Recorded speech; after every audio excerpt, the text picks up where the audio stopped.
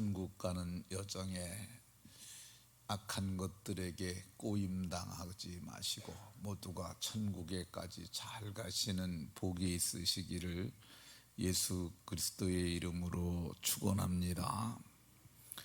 사도께서는 골로새 교회에 주의해야 할 것을 말씀합니다.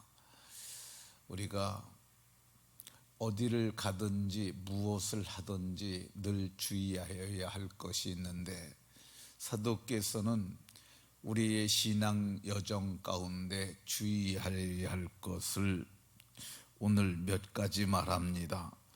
첫 번째가 철학을 주의하라고 얘기를 합니다. 철학하고 그리스도를 믿는 것하고 뭔 상관이 있기에 철학을 주의하여야 할까? 어제 좀 말씀드렸는데요. 근데 철학으로 말미암아 교회가 초기 교회는 많은 어려움을 겪었습니다. 그 중에 하나가 영지주의라고 하는 건데요. 이 영지주의는 어떤 거냐 하면은 이원론적 관점에서 만물을 보는 거예요. 그리고 이원론적 관점을 가지고 성경을 해석하는 거예요. 그게 틀린 이유가 뭐냐면 그 현상을 가지고 성경을 해석하는 거야. 그래서 틀린 거야. 그 이원론이 뭐냐면은요, 듀얼리즘이라고 부르는데, 그게 뭐냐면 그 세상을 두 가지 관점에서 보는 거예요. 선과 악으로. 그러니까 우리의 영혼은 선하고 육체는 악하다. 또 하나님은 선하시고 마귀는 악하다. 이런 관점에서 모든 걸 봐요. 근데 우리의 육체가 악한데 이 속에 하나님이 창조하신 영혼이 들어있으니까 이 영혼을 영혼이 구원받는 방법이 뭐냐?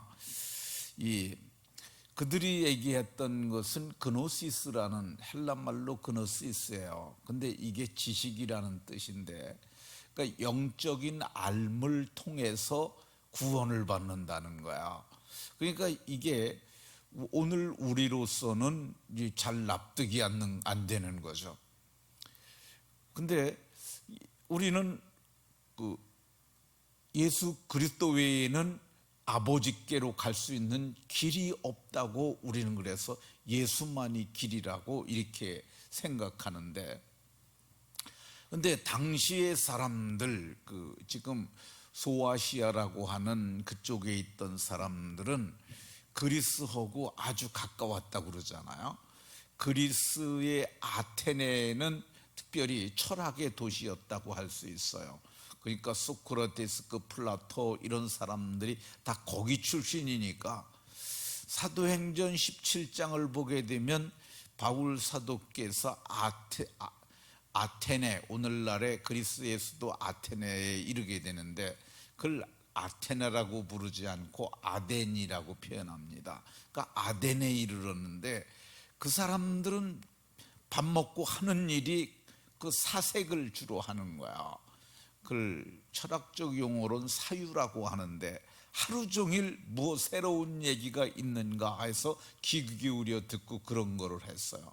근데 그런 사람들이 철학적 이원론에 빠진 사람들이 그 소아시아 지역엔 많이 있었다고 봐야 합니다.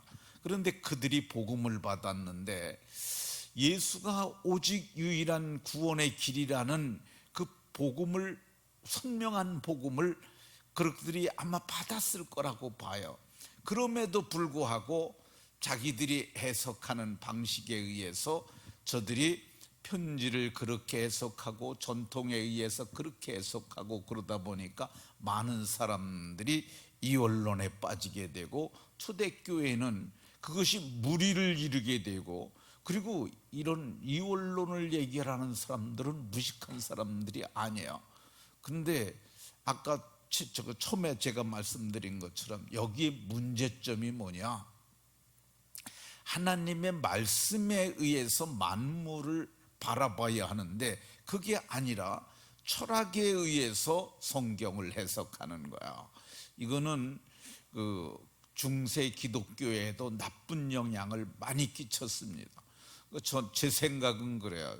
지금도 많은 그 공부를 좀 한 목사님들은 철학을 우위에다 두려는 사람들이 꽤 있어요. 근데 저는 그거 옳지 못하다고 생각합니다.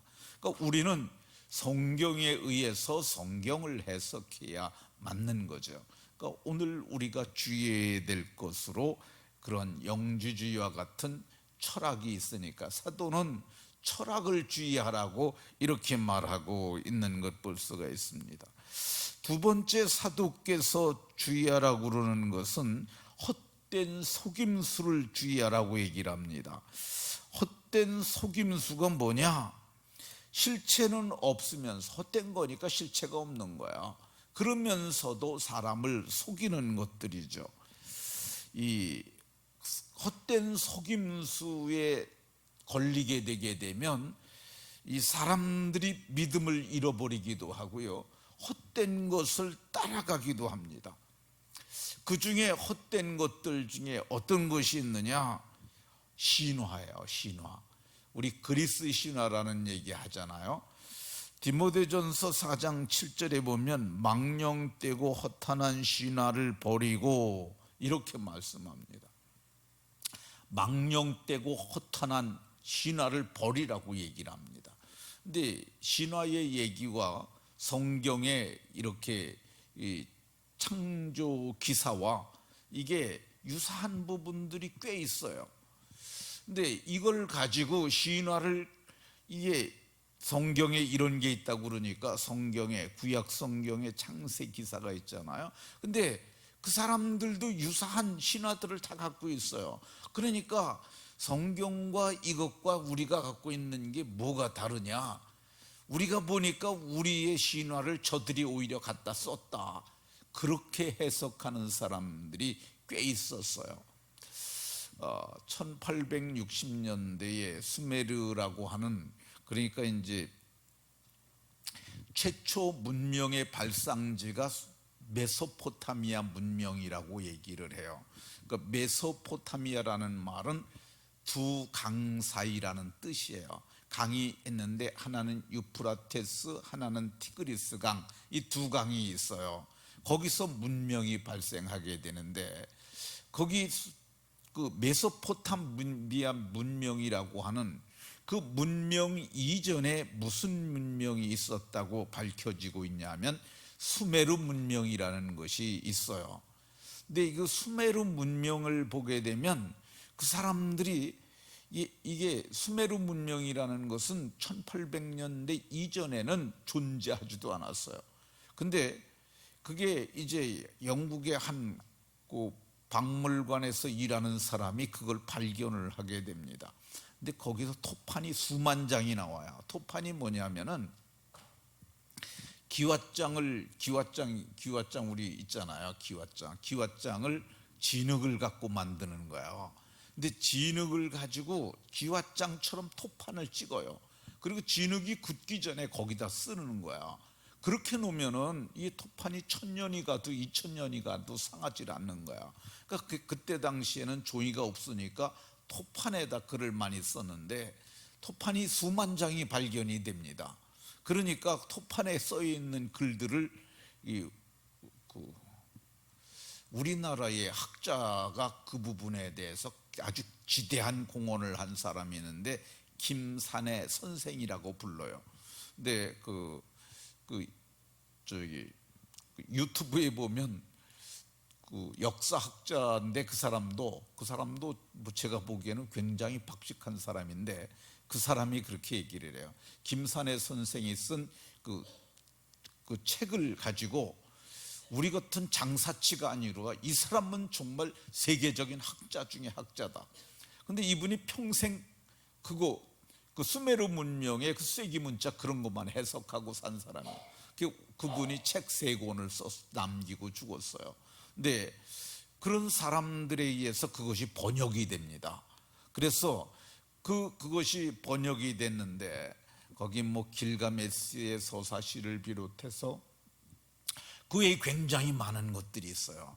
근데 그런 거 가지고 현대의 신학자들 가운데서도 거기에서 신화설을 주장하는 사람들이 있어요. 근데 성경은 뭐라 그러냐? 그때 고대 그리스의 신화 이전에 그거는 더 오래되고 사실 그게 그 시대에 있었다 그러면 더 난리 났을 거야. 근데 성경은 동일하게 얘기를 합니다. 망령되고 허탄한 신화를 버리라, 이렇게 말씀하고 있습니다. 이게 우리를 속이는 것이기 때문에 그렇습니다. 성경만이 절대 진리인 줄로 믿는 것이 아주 중요합니다. 성경은 하나님의 성령의 감동하심으로 기록된 하나님의 말씀입니다. 저는 이 말씀을 액면 그대로 믿습니다. 그리고 지금까지도 저는 의심해 본 적이 거의 없는 것 같아요. 저 같은 경우는 뭐 옛날에 철학도 몰랐고 신화도 모르고 그럴 때 믿었으니까 제가 생각하기에 저 같은 사람이 오히려 무식할 때 믿었으니까 오히려 제게는 성경만이 진리라는 인식을 갖게 되는데 더 도움이 되지 않았을까 하는 생각이 듭니다. 말씀을 마치도록 하겠습니다. 우리가 천성을 가는데, 천국 가는데 우리를 속이는 것들이 꽤 많습니다. 내일은 또 다른 걸 좀 얘기를 할 텐데요, 우리를 속이는 것들에 속지 말아야 합니다. 오직 성경만이 절대 진리인 줄로 믿어야 하고, 이 말세에는 목자를 잘 만나야 한다는 얘기가 있어요. 근데 지식이 좀 적어도 괜찮아요. 성경을 말하는 교회에 속해야 하고요, 성경이 절대 진리인 것을 믿고 그러면 반드시 주의 나라에 들어갑니다. 모두가 길과 진리가 되신 그리스도의 말씀을 따르는 복이 모두에게 있으시기를 예수 그리스도의 이름으로 축원합니다.